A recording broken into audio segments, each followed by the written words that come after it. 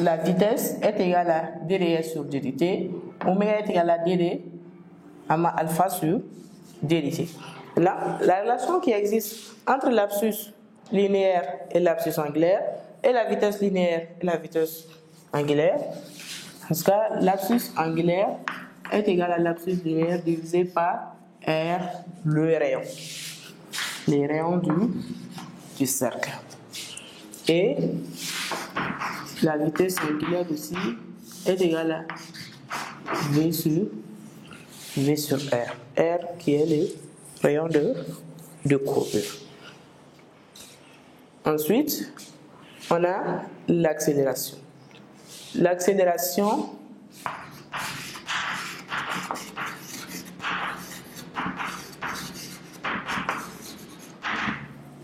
pour le mouvement circulaire, on a deux accélérations. L'accélération qui se trouve suivant la normale et l'accélération suivant la tangente. Voilà. Ici, on a un vecteur unitaire qui est dirigé vers le centre, qui est l'accélération normale, et qui est petit n. Ici, on a l'accélération normale. Ici, on a un vecteur unitaire petit u. Et suivant la tangente, on a l'accélération tangentielle. Donc ça, l'accélération, c'est égal à l'accélération normale plus l'accélération tangentielle, plutôt suivant u. Pardon. Plus AT suivant U, l'autre suivant N. L'accélération normale suivant le vecteur unitaire petit n et l'accélération tangentielle suivant le vecteur unitaire petit u. L'accélération tangentielle est égale à dérivée de la vitesse linéaire par rapport au temps. Et rappelez-vous, depuis au début, on a dit mouvement circulaire uniforme. On a dit que la vitesse est constante. Si la vitesse est constante, alors la dérivée de la vitesse, c'est égal à 0. Alors l'accélération tangentielle est nulle. L'accélération normale est égale à v carré sur r. Si l'accélération tangentielle est nulle, dans ce cas, l'accélération normale, l'accélération totale sera tout simplement égale à l'accélération normale. Dans ce cas, A est égal à AN est égal à V carré sur R. Dans ce cas, on dit que l'accélération d'un mouvement circulaire est centripète dirigée vers le centre et c'est tout simplement une accélération normale. Dynamique.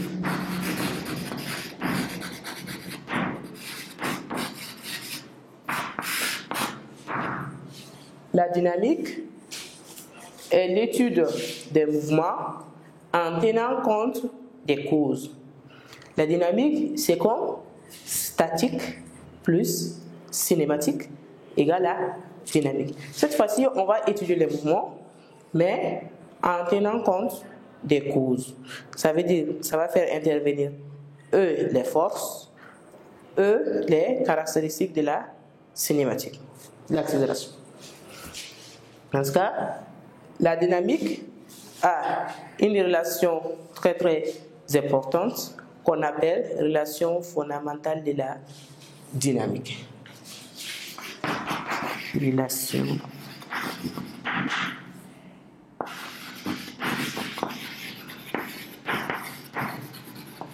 fondamentale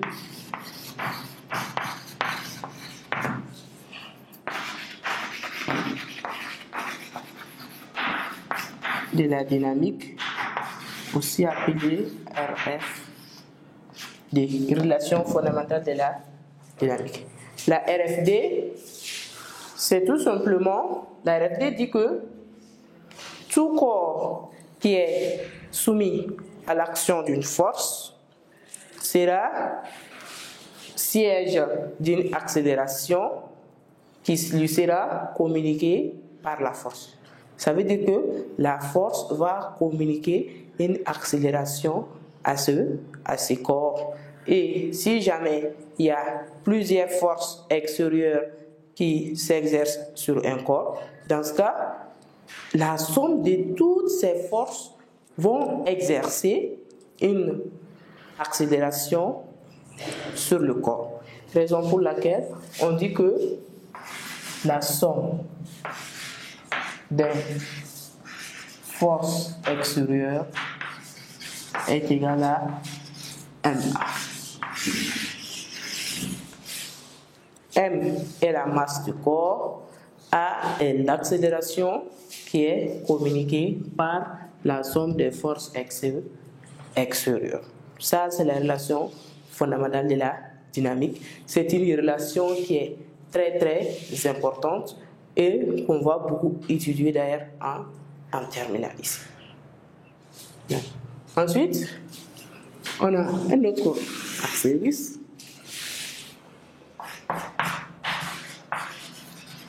Les principes du moment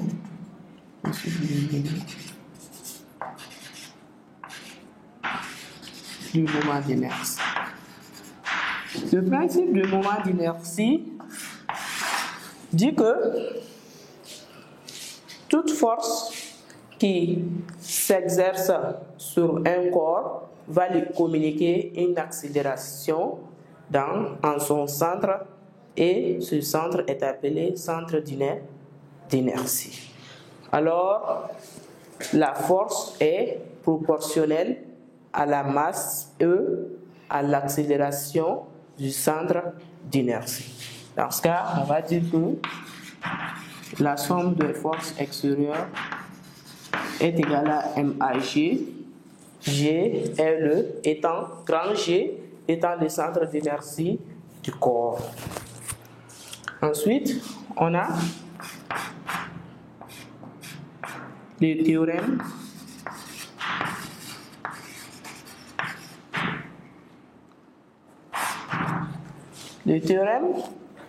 dit que tout corps qui est tout corps qui n'est pas soumis à des forces extérieures est au repos. Ça veut dire que si le centre d'inertie d'un corps n'est pas soumis à l'action d'une force, dans ce cas, ce corps est au repos ou en mouvement rectiligne uniforme. Et voilà le théorème et le principe du moment d'inertie.